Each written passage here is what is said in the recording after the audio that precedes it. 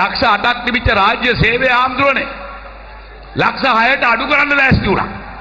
පියන් කෙනෙක් දාගන්න බැරුණා මේ ඇමතිවරුන්ට. එදා හිටපු. ඒකයි උනේ.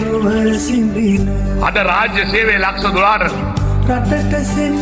අද රාජ්‍ය සේවය පඩි ඉල්ලනකොට අපි පඩි වැඩි කරා. මට තිබුණා උතුරට ගමන.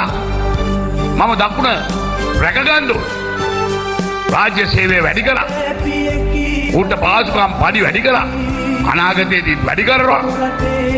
යාළුවා නම් කියනවා රාජ්‍ය සේවයට දැන් මතක් කළා 10500ක් දෙනවායි. මං ගානේ මට දෙන්න බෑ. අත්තම කියන්නේ බෑ අම්දුරනේ. අපිට පුරුදු නෑ බොරු කියලා. ඒකේ ඉන්න මං ගා මගේ අද ඉතිපත් කරා දුක දවසක් රට ඉදිරියට ගෙන යන මහින්ද චින්තනයේ දෙවෙනි අධ්‍යයන අපි ඉදිරිපත් කරා. ඒකේ මම කියලා තියෙනවා රාජ්‍ය සේවයට රුපියල් 2500ක් වැඩි කරනවා. ඒක මට දෙන්න පුළුවන්. තෙල් මිලත් විදුලි බිලත් අනිවාර්යෙන් පහළ වෙනවා. විදුලි බිල තුනෙන් එකකින් අඩු කරනවා. අද රුපියල් 900ක බිලක් එනවා නම් ඒක 600 දක්වා අඩු කරන්න පුළුවන්. 600ක බිලක් එනවා නම් ඒක 200 දක්වා අඩු කරන්න පුළුවන්. ඉස්සරලා මොකද කරන්නේ? ඒ දුප්පත් භාවයේ ඉන්න ජනතාව බලා ගන්නවා. ඊළඟ මොකද කරන්නේ? ඒගොල්ලෝ දුප්පත් භාවයෙන් මුදව ගන්නවා. එහෙම නෙවෙයි උනා. අන්න අපේ සලස්න. ජාතික ජන බලවේගයේ ආණ්ඩුව ලයිට් බිල අඩු කරලා දෙනවා විදියට. සලස්මක් හදලා. මේ තෙල් බිල අඩු කරන්න පුළුවන්. අද මේ තෙල් වලට රුපියල් 50ක බද්දක් ගන්නවා අමතරව. තව බදු ගොඩක් තියෙනවා 100ට වැඩි බද්දක් තියෙනවා. තෙල් සාස්ත්‍රයෙන් විකුණන හැම පෙට්‍රල් ඩීසල් ලීටර එකටම රුපියල් 50ක් ගන්න බහණ්ඩාගාරය ණයට හිලව් වෙන්නේ.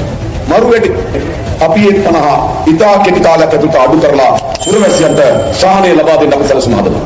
කුසකර්මාන්ත දෙන ලයිට් බිල් සමහරවට නොමිල ලයිට් දෙන්නේ. තෙල් දෙන්නේ නොමිලේ. ලෝකෙ හැමදාම කුසකර්මාන්ත දෙන සහනාධාර මත.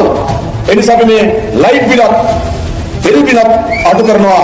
ජාතික ජන බලවේගයේ ආණ්ඩුව සැලසුමක් තියෙනවා. හරිද?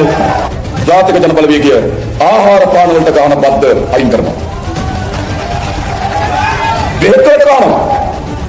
සෞඛ්‍ය උපකරණ වලට ගන්නවා. 18ක බද්දක් වැට් එකක්. අන්න සෞඛ්‍ය ශාස්ත්‍රයේ වැට් බද්ද අයින් කරනවා.